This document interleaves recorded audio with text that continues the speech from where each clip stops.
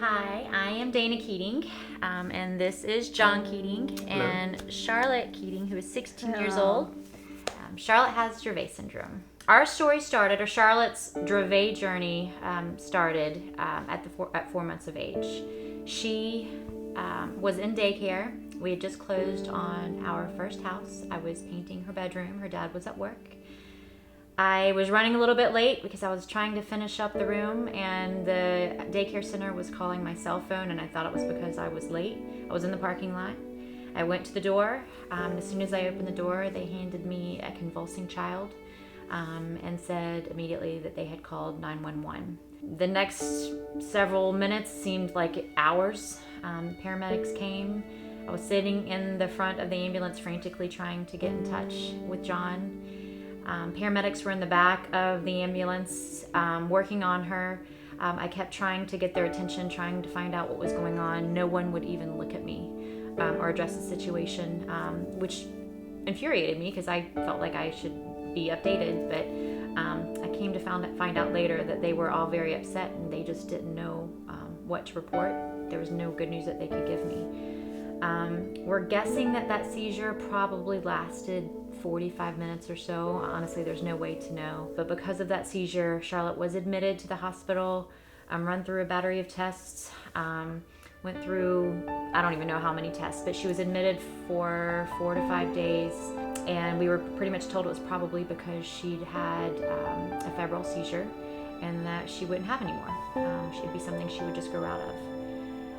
About a month later, she had another seizure, and then 2 weeks after that, she had another generalized tonic-clonic seizure. At that time, we started giving medications.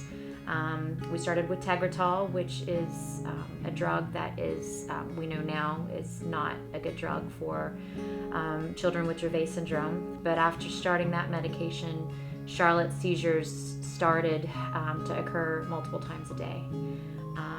We felt like we were running against the clock, had no idea things were spiraling out of control, and we didn't know what was going on. One of the challenges we had was that because she was so small, all of her seizures were tonic-clonic status seizures, and nobody would give us, or they wouldn't provide us any rescue meds. And so we spent more times than we wanted to in the emergency room, as well as being admitted to the hospital over those, I think the first 6 months. I think we finally got rescue meds probably after the 4 months after her first seizure. But so the first year was just total chaos, and we never really found good solutions. And we jumped around to a few docs, and nobody knew what it was. Her seizures were only happening every 30 days, and so we tried to do EEGs, but they could never find a focal point of where her seizures were coming from. And I think Dana and our focus points were trying to figure out how to find a way to help her, because we didn't know that it was Dravet, and we were trying to go down the general route of seeing was she a candidate for surgery or any of the vagus nerve stimulators. So most of the times we had to call 911, she was in status, and so we'd end up in the emergency room, and the worst thing in the world is watching your child seize, because there's really nothing you can do, and they're trying to get lines into her and stop her seizures.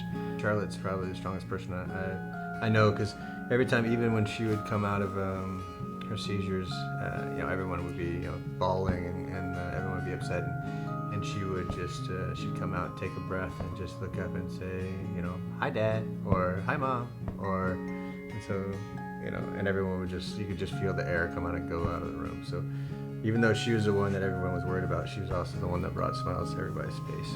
We went to see Dr. Dubinsky in New York and went to get an EEG, and they found a focal point, but they said they caught 2 seizures, but they couldn't find the focal point, and then they tested her for SCN1A, and they didn't expect to see anything. So about, I guess this is when she was 4, we got a call that said, she's positive. And I remember doing a Google search at the time for SCN1A. And at the time, what I found, which was a little daunting, and obviously this was incorrect, but it's what was available at the time, because it was just not as well known as it is today. But the statistic I found was that there were 500 known cases in the world of children who had an SCN1A positive diagnosis. which is very scary because you feel helpless at that point. You don't feel like you're going to have support, which is obviously not the case.